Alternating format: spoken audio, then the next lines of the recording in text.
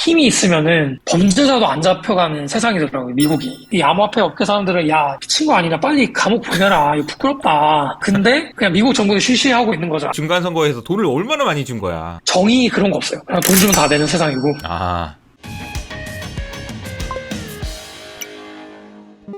안녕하세요. 오늘은 크립토 퀀트의 주기영 대표님 모셨습니다. 안녕하세요. 안녕하세요. 대표님 지금 현재 마이애미에 계시고 지금 시간대가 어떻게 되나요? 지금 오후 6시입니다. 아, 오후 6시구나. 네. 그 마이애미 가신 지 얼마나 되셨어요? 제가 5월에 왔으니까 한국 잠깐 들른 시간 빼면은 거의 5개월 정도 반년? 있었던 것 같아요. 반년 정도 네. 계셨던 거네요. 그죠? 가셨을 때가 루나 터지기 전인가요? 전입니다. 아, 갔을 때랑 지금이랑 분위기가 완전히 다를 것 같은데 그 좀 분위기 좀 얘기해 주세요. 이 루나나 FTX 사태 같은 거를 암호화폐 업계에 있는 사람들이 예측을 하진 않았어요. 그런 일이 있을 거라고 정말 아무도 예측을 못했었고, 분위기는 뭐 객관적으로 말하면은 별로 좋은 상황은 아닌 것 같아요. 지금 상황에서? 네네. 뭐 좋은 일도 아니었고 그런 일들이. 근데 뭐 저도 이제 암호화폐 업계에 5년 넘게 있었는데 이거를 제 같이 비슷한 시기에 시작했던 암호화폐 사업을 시작했던 친구들이랑 이야기를 나눠보면은 한 절반 정도는 나는 좀 하락장 거의 3번 정도 겪었지만 약간 이번에는 진짜 현타가 온다. 아, 그래서 절반은 나는 업계를 떠나겠다. 아. 떠나고 싶다. 아. 아직 떠나진 않지만 떠나고 싶다. 뭐 나머지 절반은 내가 더블 다운 하겠다. 그러니까 좀 더 존버하겠다. 이번이 더 기회다. 그렇게 이야기를 하는 것 같아요. 이거는 요 사건은 좀 너무 컸어가지고 그 암호화폐 업계 전반에 대한 신뢰가 많이 떨어져서 그냥 이제 어디 가서 코인이라 그러면 일단 코인 싫어 이렇게 돼버리니까 그거를 극복하는 데 굉장히 어려움이 있지 않을까 싶고 기관 투자자들 막 너무 관심 많고 고객도 많이 늘었고 그분들 뭔가 해보려고 이제 비트코인 가지고 상품 만들고 이러다가 이런 거 터지니까 갑자기 좀 쎄해진 거죠, 이게. 저희랑도 뭔가 해보려고 막 이것저것 하다가 일단은 우리가 좀 속도 조절을 해야 될 것 같아. 그러면서 이제 하던 거 좀 다 스톱하거나 아니면 좀 굉장히 보수적으로 이제 공격적으로 좀 파격적으로 준비하던 거를 다 스톱한 상태인 것 같아요. 아, 그래요? 그래서 네네. 뭐 예를 들어서 블렌라 같은 경우는 뭐 액티브한 전략을 좀 써보려고 하다가 뭐 여기서 사라 여기서 팔아라 라는 전략을 쓰는 뭐 펀드 상품 만들거나 그거를 이용해서 어떤 그 기존 프라이빗 트러스트 같은 운용을 뭔가 해보려고 했는데 그런 것도 다 이제 스톱하고 그냥 브로커리지 성격을 가지는 어떤 상품만 좀 준비를 하려고 하는 상태고, 이더리움 프라이빗 트러스트 이런 것도 빨리 출시해가지고 이제 뭔가 해보려다가 좀 이것도 잠깐 스탑. 왜? 비트코인 프라이빗 트러스트가 잘 안 팔리니까. 네, 그거를 고객들한테 다양한 스토리라인으로 좀 팔아보려고 했는데, 그게 이제 이런 일들이 있다 보니까 고객들이 그냥 비트코인은 지금은 좀 그렇지 않나, 뭐 매크로 뭐 코릴레이션 이런 얘기하면서 이제 좀 원천적으로 업계가 뭔가 할 수 없는 것들이잖아요. 뭐 콜리레이션 이런 거 닭과 달걀이잖아요. 그쵸. 누가 좀 투자해줘야죠. 콜리레이션이 좀 깨지는데 이제 맞아요. 네, 주식시장이랑 뭐 동일시해가지고 테크 기술주랑 동일한 시각으로 이제 이걸 바라보니까 좀 거기서 좀 꼬인 거죠. 얘네 기관 투자자 그 트레드파이라고 하는데 이제 전통금융사들 전통금융사들의 고객이 되게 보수적으로 더 이제 변하면서 업계에는 안 좋은 시그널이고, 그러면 뭐 비트코인 끝이냐 막 그런 것도 아니긴 한데 업계 사람들이 보기에는 그냥 한 5년 안에 올 수 있는 미래를 그러니까 한 5년 정도 딜레이 시킨 느낌? 5년 정도 딜레이 되는 느낌? 네. 네네. 그러니까 뭐 우리가 얘기하는 정말 막 예를 들어서 뭐 닷컴 버블 때 이제 막 이런저런 앱들에 대한 아이디어를 제시해가지고 네. 뭐 웹 서비스나 이런 아이디어 제시해가지고 막 버블이 있었잖아요. 그런 것처럼 암호화폐도 똑같이 막 이런저런 아이디어 제시해서 버블이 있었는데 그 아이디어가 실현되는데 이제 저희는 뭐 한 10년 정도 봤거든요. 그러니까 2018년에 그 버블이 있었으니까, ICO 버블이 있었으니까, 네네. 한 2028년에 되겠거니 했는데, 지금 2022년이고, 와, 5, 6년이면 이제 오겠다 싶었는데, 그게 얘네 때문에 좀, 한 3년에서 5년 딜레이 된 느낌이에요. FTX도 그렇고, 뭐, 루나 사태는 뭐, 이제 뭐, 작았다면은 FTX가 미치는 영향은 업계, 그리고 이제 소위 말하는 미국에 있는 기관 투자자들한테는 좀 충격이 훨씬 더 컸다고 봐야죠. 아무래도 샘 뱅크먼 프리드가 굉장히 그 규제하시는 분들이랑 이제 친하게 지내기도 했고, 게리 젠슬러 그런 사람들이랑도 이제 얘기를 많이 했었고, SEC 뭔가 레귤레이션을, 네, 게리 겐슬러. 네네네. 암호화폐 규제를 본인이 선도해서 만들어 나가겠다, 이런 포지션으로 이제 굉장히 중간에서 다리 역할을 많이 했던 사람인데, 네. 그 사람이 날아가고, 그러면 사실 미국에서 누가 남았냐, 누가 이 규제 쪽으로 이렇게 소통을 해 가면서 좀 만들어 가줄 것이냐라고 봤을 때 인물이 없는 거죠, 지금. 그 브라이언 암스트롱이나 코인베이스 창업자 뭐 이런 분들도 좀 그쪽으로 되게 이렇게 공격적으로 규제를 만들어 나가는 사람은 아니었어요. 왜냐면은 샘 같은 경우는 이제 아무래도 아버지도 그렇고 이 집안이라든가 이 유대계 쪽 사람들의 어떤 연출이 굉장히 뿌리 깊게 있었고, 그 되게 그런 플레이를 하기 되게 좋은 입지였는데, 이제 다른 사람들은 그냥 좀 어떻게 보면 근본 없다고 해야 되나? 근본 없다. 네, 뭐 아니, 그러니까 미국 이제 사회, 뭐 사실은 미국 우리가 사회 그런 게 되게 중요하더라고요. 우리가 근데 좀 약간 음모론은 아니지만 어쨌든 그 유대인들이 있는지 여부 좀 중요하게 생각하기도 했었잖아요. 그래서 이제 어떻게 보면 네네. 샘을 중심으로 해서 미국 사람들이 규제를 이제 해놓고 자, 이제 우리도 이제 준비가 됐으니까, 중국이든 뭐든 우리가 한번 주도적으로 여기를 한번 개척해보자. 이런 이제 그 분위기였다가, 그걸 주도하던 애가 이렇게 돼버린 거예요. 이제 뽀글뽀글해져 버린 거예요. 근데, 마이애미에는 제가 알기로 그 검정색 그 황소상이 있는 걸로 알고 있어요. 그 황소상은 잘 있나요, 근데? 약간 로보틱하게 네네. 만든 느낌의 황소상 말씀하시는 거죠. 네네네네. 그거는 네, 잘 있나요? 잘 있죠. 네. 그건 아니, 요즘 뭐. 왜 여쭤보냐면은, 요즘에 이제 네. 최근에 이제 시장의 분위기는 이제 저의 이제 주변에 있는 반응들도 비트코인도 이제 끝났다. 막 이런 데까지 이제 생각을 하시는 분들도 많아서, 그건 어떻게 생각하세요? 비트코인도 이제 끝났을까요? 비트코인이 끝나진 않았는데, 그니까 이게 펀더멘털은 하나도 변한 게 없어요. 기술적으로 뭔가 문제가 있다거나 비트코인을 가지고 있는 사람들이 뭐 문제를 일으킨 거에 가까워서 뭐 에어비앤비 같은 회사도 에어비앤비 회사가 막 매출을 못 내고 막 부실 회계를 했고 이런 문제보다는 에어비앤비 창업자가 좀 일련의 뭐 어떤 잘못된 행위를 해가지고 이렇게 경영에서 쫓겨나고 그래서 이제 상장이 뭐 미뤄졌다 결국엔 상장을 했잖아요. 네네네. 이제 그런 것처럼 이 자산의 펀더멘털이 변했다기보다는 어떻게 보면 사람의 이제 문제인 거죠. 이 업계에 있는 중심에 있는 사람이 좀 문제를 일으킨 거고 그렇다고 해서 이 비트코인이 뭐 앞으로 뭐 끝날 거냐 이거는 아닌 것 같아요. 왜냐하면 그 사람이 이렇게 발성을 피워서 자산 가격이 하락했으면 이 기술이나 이 비트코인이나 이더리움이나 이 프로젝트들이 하려고 하는 미래를 보고 이제 좀 매수를 할 사람은 또 남아 있는 거죠. 그쵸. 그래서 예, 요게 뭐 끝났다 보기는 힘들고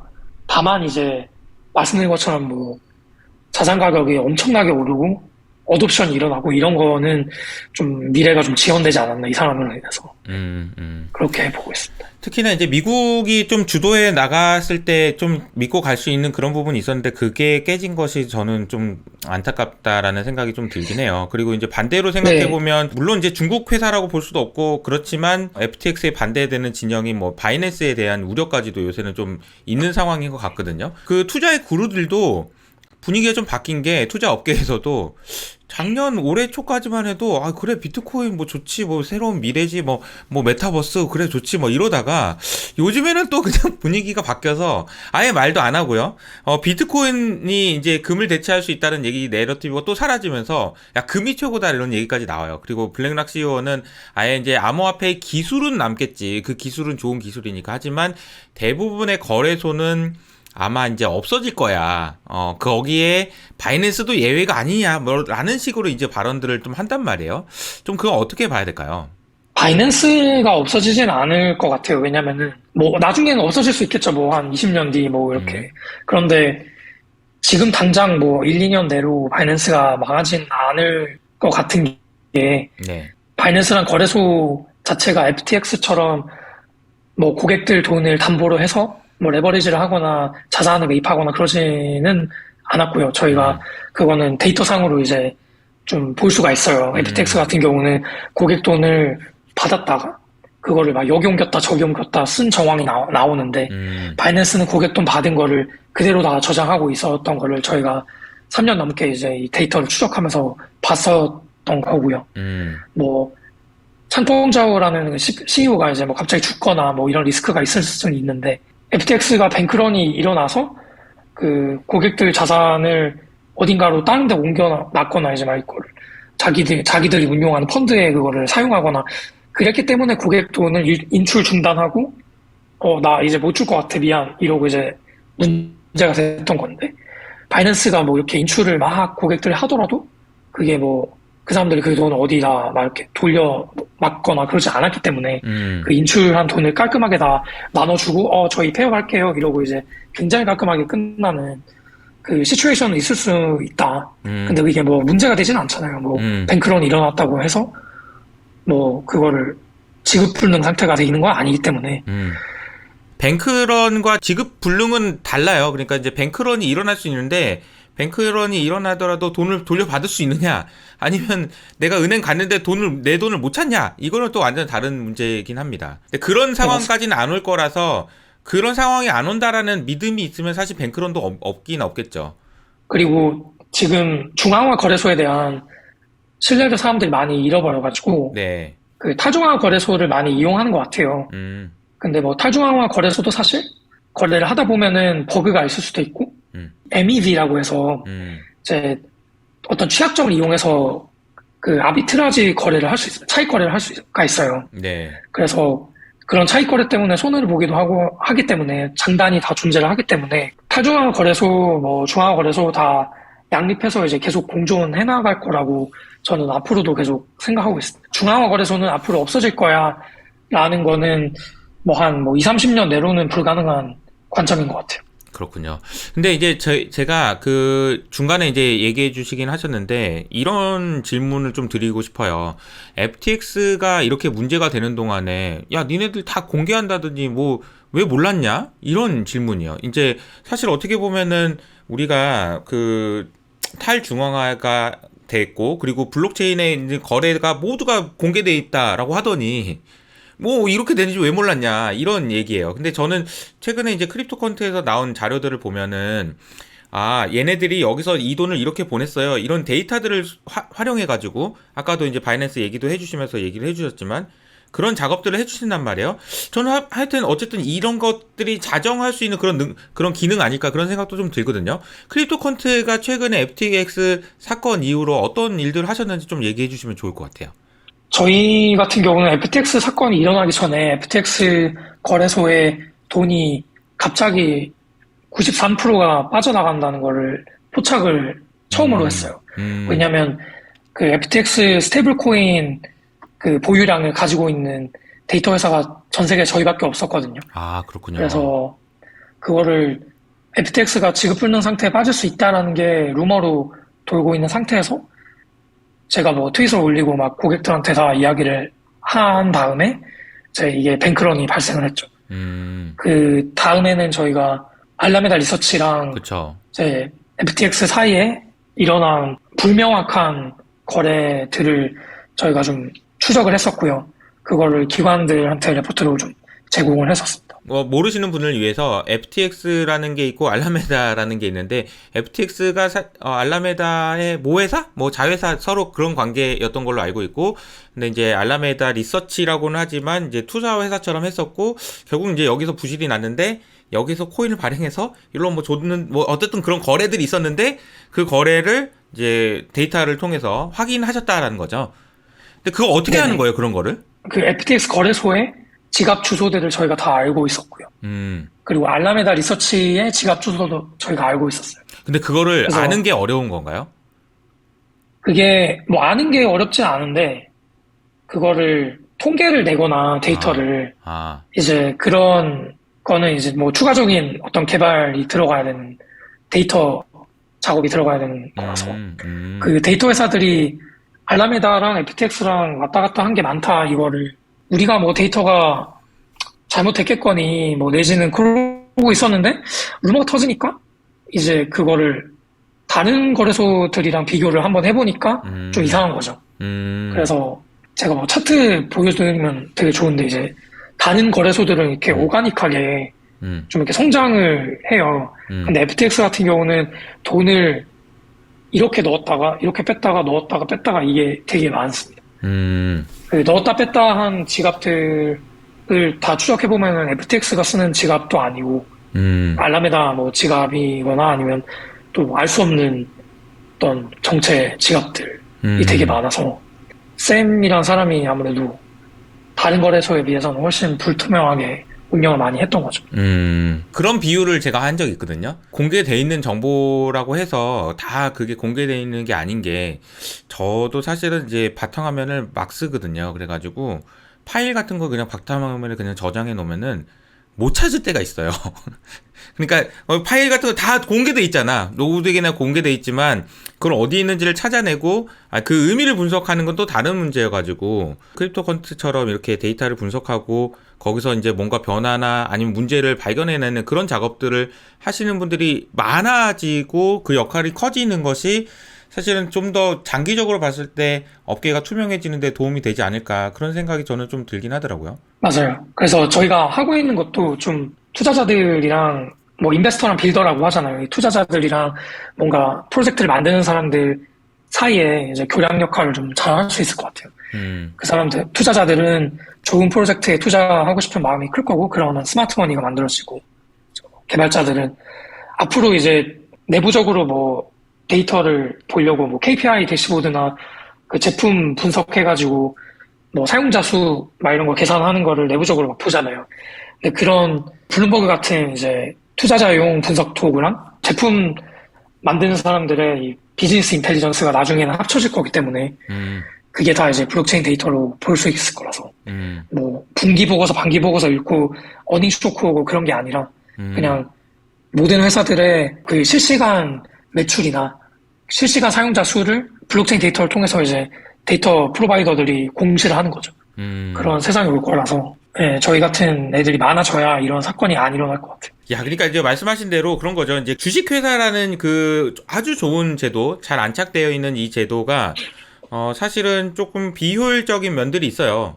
말씀하신 대로 뭐 미공개 정보나 이런 것들도 지금도 여전히 많이 있는 거고요. 물론 규제나 이런 걸 통해서 제재하려고 하지만. 근데 뭐 코인을 통해서 이런 어떤 그 기업 혹은 다른 엔터티가 생기고 거기서 뭐 비즈니스를 한다고 했을 때 기존에 이제 말씀하신 대로 기존의 기업들 같은 경우에는 분기마다 분기 보고서 해가지고 뭐 내고 막 이런 걸 하는데 여기는 그냥 실시간으로 그냥 알 수 있다. 근데 그런 세상이 온다라고 하면 그게 저는 제일 먼저 필요한 게 코인으로 자금을 조달하는 것이 투명하고 깨끗하고 알려질 수 있는 방법으로 돼야 될 것 같은데 그렇게 되기까지가 시간이 좀 많이 걸릴 것 같아요. 네, 이게 투명한 거랑 투명한 정보를 쉽게 이해할 수 있게 가공해서 보는 거랑 좀 다르거든요. 맞아요. 그래서 뭐 루나 같은 경우도 사실 우리 투명하게 블록체인 다 있다라고 하면서 막 공개를 하지만 사실 정작 중요한 정보들은 다 좀 이해할 수 없게 돼 있거나 중요한 순간에 뭐 중앙형 거래소로 들어가서 중앙 거래소한테 데이터를 봐야 알 수 있는 내용들인데 그런 거는 이제 알 수가 없는 거죠. 그래서 뭐 루나가 뭐 매입한 비트코인을 저기 마켓 메이커들한테 보내서 팔았다. 그러면 이제 마켓 메이커들 누구랑 계약했고 그 어느 거래소에 보내서 어떻게 팔았는지 각 거래소에서 이렇게 좀 트레이딩 기록 같은 거를 좀 증명을 해주고 약간 이런 걸 해야 되는데 그런 게 없는 거죠. 뭐 당연히 팔았겠지만 이제 뭐 그 사이에 뭐 어디로 보내서 어떻게 팔았는지 모르니까 그런 것들이 감사가 안 되면 사실은 별 의미가 없는 거죠. 보낸 기록은 다 온체인에, 블록체인에 있는데, 보내서 뭐 어떻게 팔았는지가 블록체인에 없는 거죠. 네. 그렇군요. 어쨌든 좀 네. 더 투명하고 좀 이 제도나 뭐 이런 게 그 완비가 돼야 될 것 같긴 한데, 이거는 지금까지 이제 있었던 얘기고 앞으로는 좀 어떻게 될까요? 뭘 좀 봐야 될까요? 이제 어쨌든 지금 아직 FTX의 후폭풍이 끝나지 않았다. 뭐 제네시스 얘기도 있고 여러 가지 이야기가 있어서 좀 어떻게 보세요? 좀 주목해서 보셔야 되는 포인트는? 일단 저는 그 단기적으로는 암호화폐 업계 자체가 이제 뭐 분위기 안 좋고 매크로 분위기 안 좋고 막 이러다 보니까 누가 파는지를 좀 주시를 해야 될 것 같아요. 뭐 대표적으로 이제 채굴자들 같은 경우는 이 비트코인 채굴을 좀 해보려고 투자를 많이 해가지고 채굴기를 많이 사가지고 이제 계속 채굴을 하고 있는데 그 채굴기를 많이 사서 채굴을 하면은 비트코인 해시레이트라는 게 올라갑니다. 이 해시레이트라는 게 채굴자들의 어떤 채굴 힘인데 그게 계속 이제 신고점을 갱신을 하면서 올라가고 있어요. 근데 이 사람들이 투자해서 채굴을 해도 사실 채산성이 나오진 않아요. 손익분기점을 한참 하회하고 있고, 그럼 이 사람들이 갑자기 채굴기를 끄고 그냥, 아, 나 이제 못하겠다. 사업 안 된다, 이거. 그리고 이제 채굴기를 다 팔아버리고 비트코인 가지고 있는 거 다 팔면, 그 채굴장 항복이라고 하거든요. 그런 사태가 일어나는지를 주시를 해야 되고, 그러면은 그 해시레이트가 갑자기 이렇게 감소하거나 아니면 저희가 제공한 데이터 중에는 뭐 채굴자들 지갑에서 갑자기 돈이 많이 빠져나가거나 이런 데이터 변화를 좀 주목을 해야 되고요. 잠깐만요. 조금 해시레이트라는 거는 이제 채굴하는 사람들이 채굴하기가 얼마나 어려운 난이도를 의미한다라고 볼 수 있을 거고, 그러면 해시레이트가 높다라는 거는 비트코인 하나 채굴하는데 돈이 많이 든다는 얘기인데, 그 채굴해봐야 지금 비트코인 가격이 얼마 안 되니까 채산성이 안 나온다. 그래서 얘네들이 해시레이트가, 얘네들이 그냥 포기해버릴 수도 있다. 가지고 있는 거 팔아버릴 수도 있다. 이런 건가요? 해시레이트가 난이도는 아닌데 뭐 쉽게 설명하자면 채산성이 안 나오다는 게 이 채굴 경쟁이 심해서 채산성이 안 나오는 것도 뭐 있겠지만 주된 원인은 비트코인을 이제 전체 네트워크가 하나의 블록을 생산할 때 받아갈 수 있는 비트코인 블록 보상이라고 합니다. 그 채굴자들의 보상은 정해져 있어요. 반감기마다 이렇게 쭉쭉쭉 떨어지는데, 뭐 예를 들어 6.25 비트코인을 받아간다 하면은 그 6.25 비트코인의 가격이 한 1, 2년 전만 해도 막 6만 달러 이랬잖아요. 6.25 비트코인을 개당 이제 6만 달러인데 그걸 받아갔는데 그걸 이제 지금은 뭐 16,000달러 막 이러니까 그 보상을 받아도 그 채굴기나 뭐 전기세 같은 걸 비트코인을 지급하면 상관없는데 이제 이걸 달러로 팔아가지고 지급을 해야 되는데 그게 너무 이제 달러로 바꿀 때 돈이 이제 채산성이 안 나온다.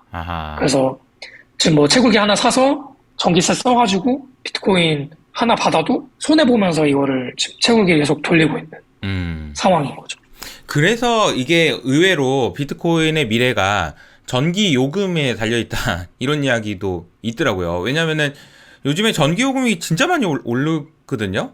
그래서 전기의 사용량도 굉장히 많아지고, 반대로 생각해보면은 이게 신재생 에너지가 많아질수록 밖에다 버리는 전기가 되게 많거든? 그 전기 줍줍 해가지고 비트코인 채굴을 해야 되는 거 아니냐. 그러니까 그런 애들이 많아질 거다. 이런 얘기들도 좀 있긴 하더라고요. 네, 실제로 많아지고 있어요. 그래요? 블록스트림이라는 회사도 그렇고, 태양광으로 채굴하고, 친환경 ESG 이런 거랑 또 엮어가지고, 그죠?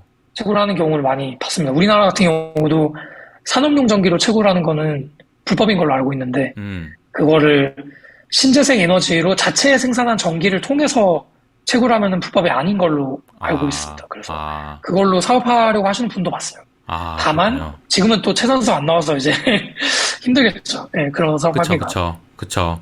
그러니까 이게 이런 식으로 생각하시더라고요. 이제 전기요금이 너무 비싸지고 앞으로도 근데 전기요금이 싸질 것 같지는 않거든요. 그러니까 평균적인 전기요금이.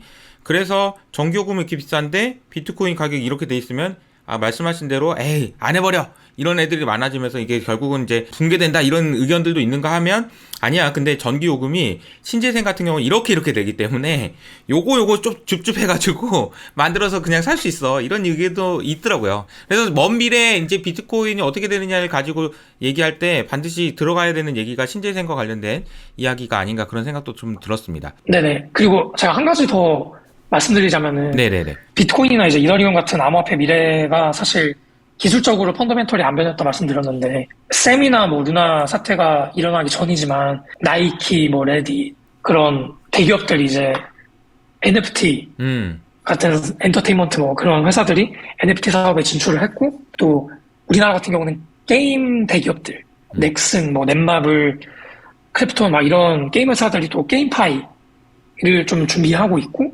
그렇기 때문에 이제 좀 리얼월드 현실 세계에서 그 실질적인 어떤 서비스나 제품을 만들어가지고 사람들을 많이 이제 모객하는 어돔션이 일어나게 하는 그런 기대는 이제 있어요. 아직 여전하고 그 사람들도 이제 진출을 선언했고 팀 만들어서 투자를 했기 때문에 뭐 이제 와서 이제 발뺌을 할 수가 없는 상황이고요. 그래서 저는 뭐 1, 2년 내로는 실생활에서 사람들이 많이 쓰는 서비스들이 많이 나올 거라고 이제 보고 있고요. 트위터도 마찬가지고. 이제 그런 세상이 왔을 때, 뭐 비트코인만 우리가 보면은 뭐, 야, 비트코인 그 리저브 그 기축통화라고 하잖아요. 그 기축통화로서 뭐, 달러를 이기고, 야, 이거는 너무 먼 미래 아니냐.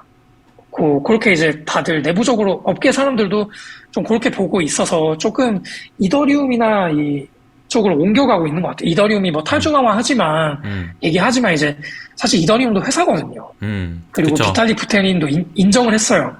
아, 나는 내가 하려는 거는 이 뭐 기축통화 이런 거 아니야. 우리 뭐 통화량 조절도 우리 그 이더리움 개발진이 할 거고, 비트코인처럼 뭐 이렇게 막 탈중앙화 해서 이거 결정하고 안 할 거야, 그거. 그래서 이제 어떤 기업으로 봤을 때 이더리움이란 거를 그 하나의 인터넷 서비스를 창업한 거죠, 이더리움 입장에서는. 그래서 인터넷 서비스 위에 올라가는 웹 서비스들이 있을 거잖아요.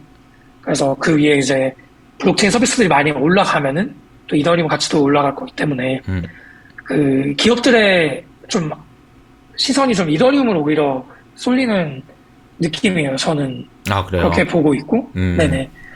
그래서 이더리움을 중심으로 한 생태계들이 많이 커질 것 같고, 이더리움 킬러라고 하면서 나왔던 프로젝트들이 루나, 뭐, 솔라나, 막 이런 친구들인데, 그쵸. 쌤이 이제 솔라나를 밀었고, 뭐, 루나는 아시겠지만, 뭐, 그런 거라서 이제, 좀 이게 다 잘 안 됐죠, 어떻게 보면은. 네.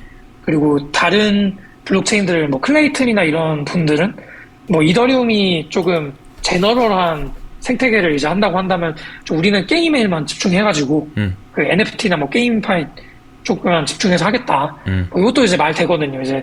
그래서 약간, 일부 블록체인들은 특정 유즈 케이스에 국한되고 거기에 집중을 해서 이제 클 것 같고 나머지 이제 제너럴하게 이게 대부분의 시장을 먹는 거는 이더리움이지 않을까 좀 그렇게 저는 보고 있습니다. 얘기 들어보니까 이더리움 좋은데 그렇게 생각해 보면은 또 이게 증권성 논란에 또 있는 거 아니에요? 증권이 아니라고 얘기하기가 어려울 것 같은데 그렇게 이제 보신다고 하면 사실 그러니까 증권에 대한 논의는 저는 제가 보는 시각은 얼마나 이해관계자, 그 아까 힘 말씀하셨잖아요. 그렇죠. 힘이 있으면은 범죄자도 안 잡혀가는 세상이더라고요, 미국이.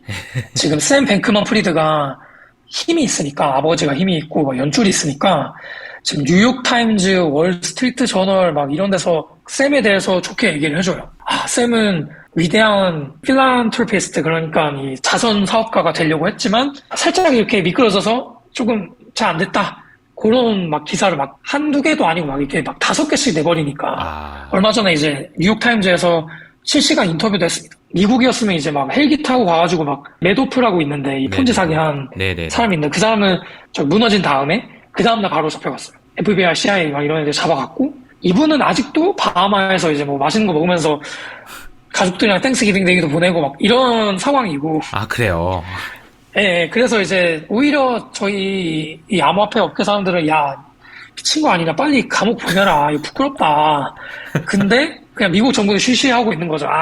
뭐 그럴 수도 있지 사고 하나 보면은 막 그런 상황이고. 아, 그런 분위기구나. 아니 그러니까 근데 샘에 대해서 아니 의외로 우호적인 사람들이 되게 많더라고요. 막 옹호하고 굉장히 이런 많습니다 지금. 굉장히 많아요. 이게 정치인부터 시작해서 굉장히 엮인 사람들이 많기 때문에 이 사람들 입장에서 얘가 감옥 가면은 내 신뢰까지 떨어지는 거예요. 예를 들어서 제가 뭐 이 사람 추천했어요. 내가 게리 뭐 제스를 얻는데 내가 뭐 쌤 추천하면서 막 이 사람들 투자를 막 FTX에 했어요.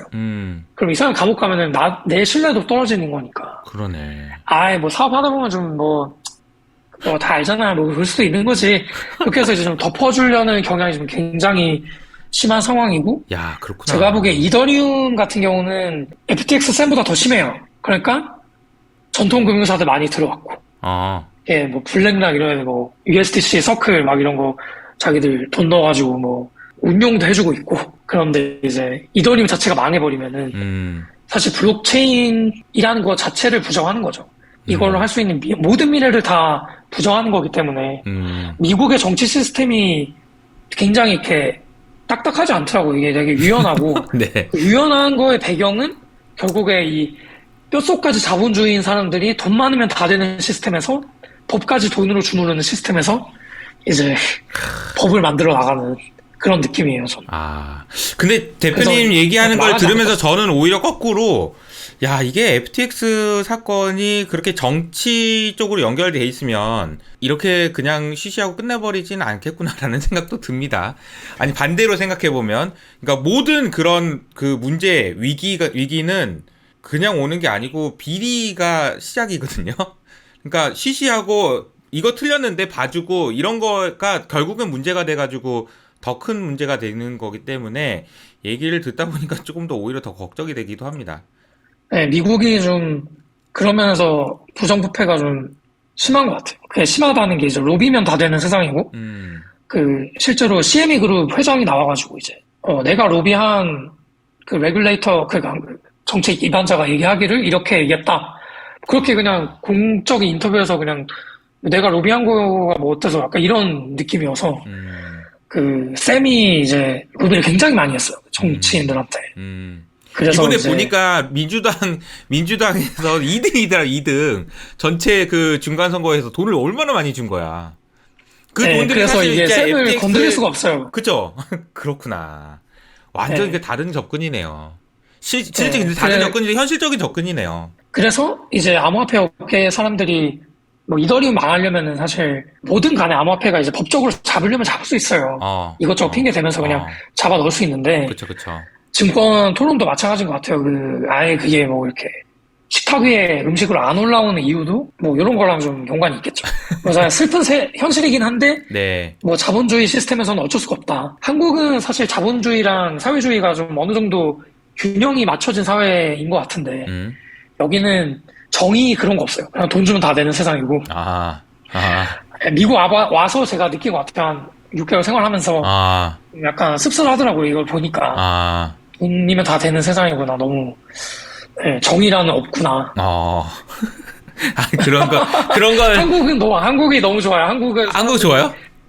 한국이 약간 네. 그런 면에서는 뭐 삼성전자 회장님 이제 그딴 거 필요 없어. 감옥 가. 감옥 보내는 이거는 미국에선 있을 수가 없어요. 미국에서는 진작에 로비 다 해가지고 뭔 감옥이야. 내가 회장인데 그런 게 되는 세상이기 때문에. 네. 참, 이게 여러 가지 생각이 많이 드는 게, 저도 이번에 이제 금융시장이 이제 진정되는 과정에서, 사실은 오늘 아침에도 제가 얘기하긴 했지만, 엔화가 이제 150엔 뚫고 올라가려고 막 할 때, 일본 정부에서 엄청난 개입을 했단 말이에요. 그것에 대해서, 사실은 기존에 가지고 있었던 룰이라면, 안 된다고 해야 되거든요? 야, 너 개입했냐? 너 하지 마라. 막 이렇게 얘기했어야 됐는데, 괜찮아. 그냥 이게 달러 강세 때문에 그런 건데, 어떻게 하겠어. 한국도 개입한 거 옛날 같았으면 뭐라고 했을 텐데, 괜찮아. 그런단 말이에요. 근데 왜 괜찮아? 라고 얘기하냐면, 야, 금융시장이 다 부러지고 그러면 다 망하니까, 그냥 이번에는 이렇게 해서 괜찮다고 하고 넘어가자. 이런 분위기인 거예요.